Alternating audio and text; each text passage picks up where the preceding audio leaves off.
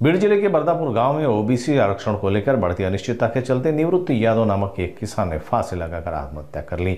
परिवार का कहना है कि यादव ओबीसी आरक्षण खत्म होने और कुणबी प्रमाण पत्रों के वितरण से चिंतित थे। मंत्री पंकजा मुंडे ने यादव परिवार से मुलाकात की। आज माझ्या मतदारसंघामध्ये बरदापूर या गावामध्ये मी आले होते। तिथे एका माळी समाजाच्या आमच्या अत्यंत चांगल्या जिव्हाळ्याच्या व्यक्तीने आत्महत्या केली। त्यांच्या घरच्यांशी चर्चा केली। त्यांचं तेच म्हणणं होतं की त्यांनी थोडी कच खाल्ली आहे। आता अधिकाऱ्यांशी चर्चा करीन, अजून अधिकची माहिती घेईन। परंतु तिकडे मी वांगदरीलाही भरत कराड यांच्या परिवाराला भेटले। मी एवढंच सांगेन, हात जोडून माझी विनंती आहे की कोणीही असे पावलं उचलू नका, कोणीही कच खाऊ नका। या गोष्टी करणाऱ्यांवर सोडून द्या।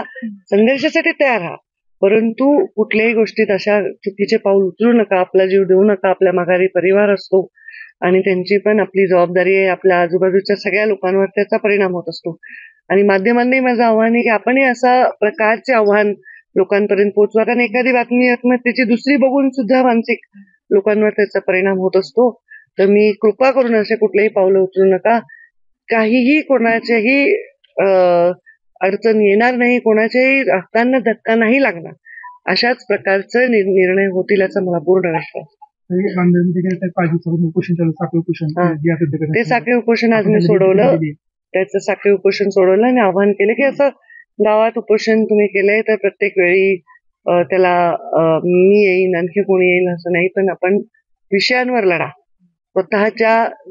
स्वतःशी लढू नका, विषय घेऊन लढा, धोरण घेऊन लढा।